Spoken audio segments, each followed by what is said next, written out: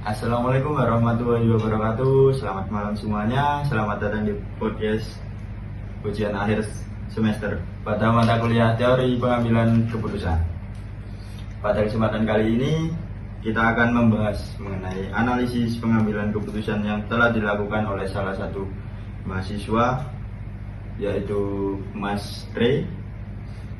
Dalam podcast kali ini kita akan mengulas alasan dibalik keputusan yang telah dipilih.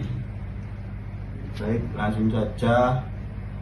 Sebelumnya perkenalkan, saya Yadi Jamaluddin sebagai moderator dan rekan saya Rosiani Firdaus.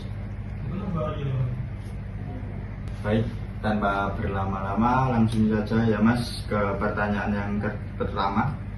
Itu mengapa Masnya itu memilih opsi tersebut, yaitu opsi yang Masnya pilih itu membuka suatu kafe. Iya, benar. Lah, mohon menjawab Mas ya. Iya. Karena saya membuka usaha kafe karena sesuai dengan minat saya. Saya pengen punya kayak usaha kuliner, usaha kafe itu pengen punya. Gitu Mas. Oh iya. Nah, Masnya itu mengapa memilih alternatif tersebut, tidak memilih alternatif yang lainnya? Saya tidak memilih setelah lulus karena ingin lebih bebas mengembangkan usaha saya sendiri. Nah, misal saya memilih untuk melanjutkan S2, saya kan masih punya tanggung jawab kepada orang tua untuk cepat-cepat lulus. Nah, lebih baik saya membangun usaha sendiri dengan kebebasan saya sendiri untuk membangun usaha. Mau saya model apa, usaha kafe itu kan, mau saya model apa, kayak apa kan, terserah saya, kan milik saya sendiri. Gitu Mas. Nah, terus kira-kira kalau risiko terbesar dari semua keputusan yang Masnya ambil itu bagaimana? Nah, risiko terbesar yang saya ambil itu kan saya memilih langsung membuka kafe. Risikonya itu modal awal. Modal awal kita itu kayak mencari dimanapun itu kita bisa minta mencari investor kayak apa itu resikonya itu kayak nggak ada investor, nggak ada modal awal gitu Mas. Iya. Nah, kalau resiko dari kafenya itu resikonya itu kita mencari, kalau bisa kita meriset lebih dahulu. Riset terlebih dahulu itu kayak gimana tuh? Kayak pesaing kita itu kan banyak, kafe-kafe itu pesaing kita banyak kan. Lah, kita meriset terlebih dahulu di sini tempat kafe yang rame itu yang gimana, bukan template ya, kita riset kayak kafe ini yang rame itu model konsepnya gimana. Kalau bisa ya kita bikin konsep yang agak berbeda, tapi dengan menu, kebanyakan menu-menu di kafe kan sama tak, kopi kayak gitu, makanya cuma snack kentang. Lah, kita bisa dengan makanya yang lainnya gitu. Ya, terus kembali ke kira-kira pertanyaan yang pertama ya Mas. Jadi modal yang apa, kalau kita membuka usaha itu pastinya yang pertama itu kan modal. Nah, kan kemungkinan besar kita nggak bisa jangkau dari investor sendiri lah. Kembali ke kita, modal yang kita pakai untuk mencari investor itu. Dan bagaimana langkah yang Masnya lakukan? Semisal investor nggak dapat gitu, kita bisa pinjam. Kita tekad-tekatan lah, kayak tekad-tekatan gitu. Kita yakin dengan usaha kita sendiri, apa yang kita jalanin insya Allah akan lancar. Lah, kita bisa pinjam, mencari yang nggak ada, kalau bisa mencari pinjaman yang nggak ada bunganya, biar berkah juga itu Mas. Ya, yakinlah dengan apa yang kita usahakan sendiri, apa keinginan kita sendiri untuk menuju kesuksesan apa yang kita inginkan, yakinlah pada tersebut. Nah, kalau Masnya modalnya itu kan dari pinjam, ya, perkiraan Masnya dapat ngira-ngira nggak kalau itu apa model yang semisal Masnya pakai buat ngembaliinnya itu target dalam beberapa tahun gitu? Nah, kita hitung Mas, kita itu melakukan riset terlebih dahulu. Kita menghitung BOP-nya berapa, terus tenaga kerja kita berapa, lah hasil pendapatan tiap hari itu berapa. Nah, kita target lah pendapatan, contoh kayak kafe yang bentuknya cup, minumnya dibentuk cup dengan harga sekitar minimal 15.000. Nah, contoh itu aja, minimal kopi 15.000. Nah, kita itu bisa menargetkan sehari menjual kopi tersebut sebanyak 1.000 atau 100 gitulah per hari. Belum snack-snacknya, belum apa-apanya, Mas. Kalau masalah pajak itu dihitung dari pelanggan. Kalau kita kayak pajak itu kita pelanggan yang bisa untuk membantu juga kayak order pesanan gitu ya. ya.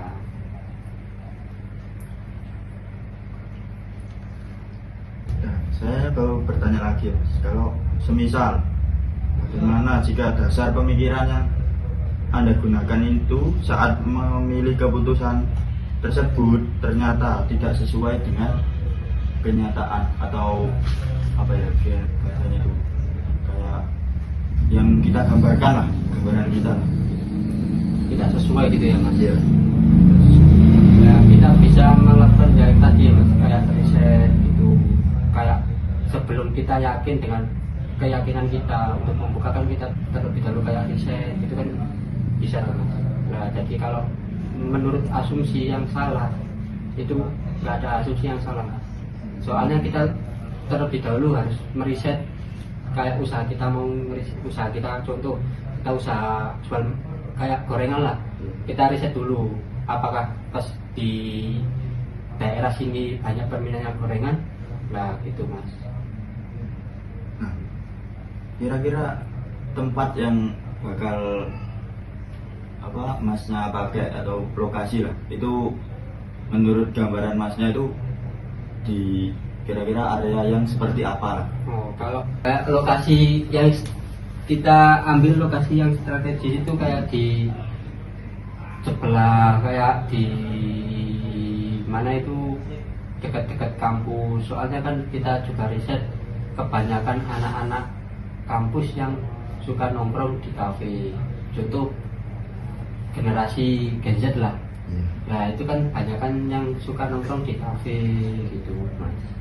Bukan anak-anak muda yang suka nongkrong di kafe yang dekat kampus atau yang kita bisa menjual view. Berarti di pergunungan gitu loh. Berarti niat Masnya ini lingkungan itu yang kayak di perkotaan lah. Iya. Yang sekiranya anak-anaknya suka pergi ke kafe, ya kan kebanyakan sekarang anak-anak kan suka ke Iya. kafe culture gitu kan. Nah, Yang cari-cari yang estetik. estetik. Nah, kita bisa menggambarkan usaha kafe saya gambarkan model Perancis kan, kebanyakan minat dengan harga yang sangat murah. Terus lanjut pertanyaan yang kelima, bagaimana jika kondisi ekonomi Masnya ini berubah? Seperti inflasi. Iya. Nah, kondisi ekonomi negara kan berubah kan, kita kayak harga di menu itu menyesuaikan dengan biaya bahan pokok kita. Kayak contoh BBM, apa barang-barang naik dari negara naik gitu kan, kita juga ingin masa usaha kita nggak untung gitu. Nah, ya gitu kita bisa bikin kayak menaikkan harga dengan kapasitas apa yang kita berikan, dengan pelayanan apa itu kita akan naikkan secara maksimal dengan harga yang menurut customer murah gitu ya. Oh jadi, nah, semisal kan gini, kalian kan menaikkan harga. Ya. Nah dari biasanya itu customer ini mendapatkan harga yang lebih rendah, terus tiba-tiba kagetnya itu harga naik, meskipun naik 1.000-2.000 kan biasanya kerasa. Ya. Lah itu apa yang sampean berikan kepada pelanggan supaya pelanggan ini nggak merasakan bahwa perubahan harga ini terlalu berat gitu loh? Oh, kalau perubahan maksudnya kalau inflasi itu menurut saya pelanggan itu semua akan merasakan. Kayak gajinya mereka terlalu kecil atau terlalu apa, itu pelanggan customer itu bisa merasakan kalau negara inflasi. Ya kayak apa-apa bahan murah, kayak apa-apa bahan, maksudnya bahan yang mahal gitu loh. Kayak contoh aja bensin, nah itu bisa kan naik kan, nah itu kan langsung harga pokok lah, harga kopi, harga apa kan naik semua kan. Lah itu. Jadi menurut saya kalau untuk mengatasi sudah paham lah, customer sudah paham, soalnya dia tuh nggak mungkin beli di kafe saya juga, mesti di kafe-kafe lain juga akan melakukan hal yang sama. Itu. Baik, langsung ke pertanyaan yang selanjutnya Mas. Kira-kira dasar teoritis yang sampean pakai untuk mengambil keputusan ini itu apa? Nah, keputusan ini saya mengambil keputusan yaitu net access, analisis probabilitas, dan cost benefit analysis untuk menilai sesuatu minat. Nah itu mencari minat customer kayak apa gitu Mas. Nah, peluangnya bisnis itu kayak kafe, peluangnya di sini, harga minyaknya customer gimana gitu. Nah, keberhasilan ya itu, kalau keberhasilannya insya Allah lah, kalau Tuhan merestui. Lanjut ke pertanyaan selanjutnya, bagaimana probabilitas itu dapat mencapai suatu keberhasilan atau keputusan yang Anda buat? Probabilitas keberhasilan dinilai cukup tinggi apabila kafe memiliki konsep yang estetik kayak tadi. Lah itu target pasar yang jelas, lokasi yang strategis, serta didukung strategi pemasaran yang bagus. Lah kayak contoh strategi pemasaran, misal kita kan di zaman digital, kita bisa promosi di media sosial atau apa. Nah kayak tempat yang strategis yang tadi, tempat-tempat di anak perkuliahan, terus kita menjual view atau apa gitu Mas. Pokoknya target pasar yang jelas. Nah, kalau target sampean ini strateginya itu mempromosikannya kan dari media sosial. Jikalau dari media sosial ini tidak bisa menjangkau area yang luas, itu menurut sampean gimana? Kayak biasanya kan kalau emang mau dipromosikan itu harus berbayar terlebih dahulu kan. Nah, pastinya kita kan memiliki kayak rasa keberatan dalam membayar untuk mempromosikan produk tersebut lah. Kalau di usaha saya, kalau membayar itu termasuk biaya operasi, SOP gitu. Jadi kalau misal kita membayar kayak influencer yang ternama untuk mencoba di kafe saya, nah itu saya tulis biaya operasi di situ Mas. Jadi itulah. Terus saya mau bertanya lagi, bagaimana rencana mitigasi risiko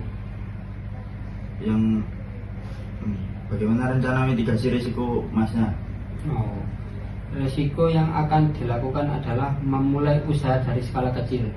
Contoh kalau kita dengan modal yang tadi, yang modal kayak investor nggak ada, terus pinjaman cuma modal kecil, nah kita bisa kayak bikin warkop gitu.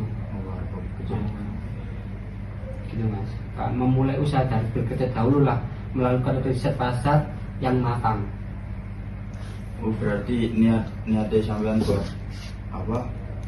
buat usaha ini yang besar seperti kafe kan termasuk usaha kira-kira kan besar, modal yang besar. Nah, berarti sampean ini membuat usaha sambil bekerja, jadi usaha ini menjadi sampingan lah kira-kira gitu. Iya. Berarti tetap ada kayak jaga-jaga buat kita itu harus bekerja terlebih dahulu. Iya, untuk mencari itu. Kita mencari modal lah, kayak kita mencari modal dulu untuk buat usaha ini. Kalau sekiranya pokoknya yang penting nggak kebanyakan utang ya guys. Kalau kebanyakan utang ngeluh kita malah. Modal senang aja. Jadi gitu ya. Biasanya pokoknya target pasar itu harus matang, dan itu kita mulai dengan hal yang kecil. Kalau kita nggak bisa membuat yang besar, kita membuat hal yang kecil dulu. Baik, mungkin cukup dari podcast kami pada malam hari ini. Kurang dan lebihnya saya mohon maaf. Apabila ada salah kata, saya juga mohon maaf yang sebesar-besarnya. Sekian dari kami. Assalamualaikum warahmatullahi wabarakatuh. Waalaikumsalam.